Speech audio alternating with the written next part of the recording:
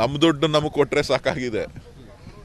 ಇವತ್ತು ನಮ್ಮ ಬೇಡಿಕೆ ಏನಿದೆ, GST ಮತ್ತು ನಮ್ಮ ರಾಜ್ಯದಿಂದ ಬರ್ತಕ್ಕಂಥ ಕಸ್ಟಮ್ಸ್ ಇರ್ಬೋದು, ಡೈರೆಕ್ಟ್ ಟ್ಯಾಕ್ಸಸ್ ಏನು ಬರ್ತಾ ಇದೆ, ಇನ್ಕಮ್ ಟ್ಯಾಕ್ಸು, ಅದರ ಪಾಲನ್ನು ಸರಿಯಾಗಿ ನಮಗೆ ಕೊಡಬೇಕಾಗಿದೆ. ಇವತ್ತು ವಿಶೇಷವಾಗಿ ದಕ್ಷಿಣ ಭಾರತಕ್ಕೆ ಭಾಳಷ್ಟು ಅನ್ಯಾಯ ಆಗ್ತಾ ಇರ್ತಕ್ಕಂಥದ್ದನ್ನು ನಾವು ಪ್ರತಿಯೊಂದು ಹಂತದಲ್ಲೂ ನಾವು ನೋಡ್ತಾ ಇದ್ದೇವೆ.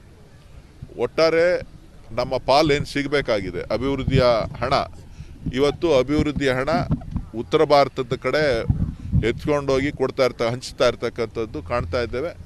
ನಮಗೆ ಎಲ್ಲ ವಿಚಾರಗಳಲ್ಲೂ ಕೂಡ ಅನ್ಯಾಯ ಆಗ್ತಾ ಇದೆ.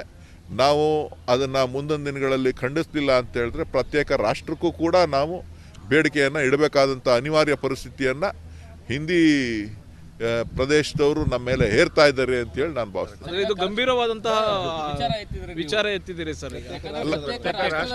ದಕ್ಷಿಣ ಭಾರತ ಉತ್ತರ ಭಾರತ ಅನ್ನುವಂಥದ್ದು ಇವತ್ತಿನ ಹಣಕಾಸು ವ್ಯವಸ್ಥೆಯನ್ನು ಹಂಚ್ತಾ ಇರ್ತಕ್ಕಂಥ ಒಂದು ಪರಿಸ್ಥಿತಿಯನ್ನು ನೋಡಿದ್ರೆ ನಮ್ಮ ರಾಜ್ಯಗಳ ಹಣ ಉತ್ತರದ ಭಾರತಕ್ಕೆ ಹೆಚ್ಚು ಕೊಡ್ತಾ ಇರ್ತಕ್ಕಂಥದ್ದು ನಮಗೆ ಅನ್ಯಾಯ ಆಗ್ತಾ ಇರ್ತಕ್ಕಂಥದ್ದು. ಯಾವುದೇ ವಿಚಾರಗಳಲ್ಲಾಗಲಿ ನಮ್ಮ ಮೇಲೆ ಹಿಂದಿಯನ್ನು ಏರಿಕೆ ಮಾಡ್ತಕ್ಕಂಥದ್ದು. ನಿನ್ನೆ ರಾಜ್ಯಪಾಲರು ನಮ್ಮ ಕನ್ನಡದ ಫಲಕಗಳನ್ನು ಹಾಕ್ಲಿಕ್ಕೆ ಅವ್ರದ್ದೇನಿದೆ, ಯಾತಕ್ಕೆ ಅವ್ರು ತಿರಸ್ಕಾರ ಮಾಡ್ತಾರೆ?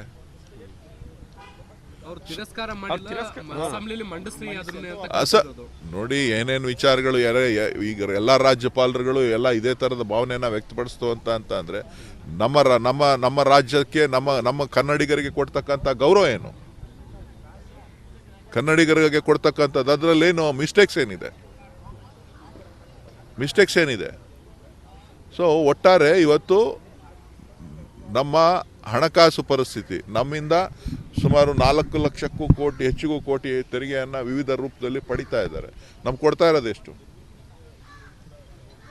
ಇದನ್ನು ಪ್ರಶ್ನೆ ಮಾಡಬೇಕಾಗ್ತದೆ. ಇದು ಸರಿ ಹೋಗಲಿಲ್ಲ ಅಂತ ಅಂದರೆ ಈಗಾಗಲೇ 16th ಫೈನಾನ್ಸ್ ಕಮಿಷನ್ ಕೂಡ ಪ್ರಾರಂಭ ಆಗೋದ್ರಿಂದ ಅದರಲ್ಲಿ ಸರಿಪಡಿಸಲಿಲ್ಲ ಅಂತ ಅಂದರೆ ಖಂಡಿತ ದಕ್ಷಿಣ ಭಾರತದವರೆಲ್ಲರೂ ಕೂಡ ಒಂದು ಕೂಗನ್ನು ಎತ್ತಬೇಕಾದ, ಧ್ವನಿಯನ್ನು ಏರಿಸಬೇಕಾದಂಥದ್ದು ಅನಿವಾರ್ಯ ಆಗ್ತದೆ.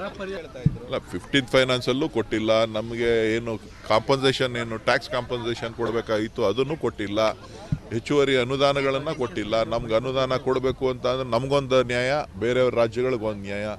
ಯಾವುದೇ ವಿಚಾರಗಳಲ್ಲಿ, ನೀರಾವರಿ ವಿಚಾರಗಳಲ್ಲಿ ಕರ್ನಾಟಕಕ್ಕೆ ಅನ್ಯಾಯ ಮಾಡ್ತಾ ಇರ್ತಕ್ಕಂಥದ್ದು. ಈ ಎಲ್ಲ ವಿಚಾರಗಳನ್ನು ಕೂಡ ಇವತ್ತು ಚರ್ಚೆಯ ವಿಚಾರವಾಗಿ ಮುಂದಿನ ದಿನಗಳಲ್ಲಿ ನಾವು ಹೋರಾಟವನ್ನು ಮಾಡ್ತೇವೆ.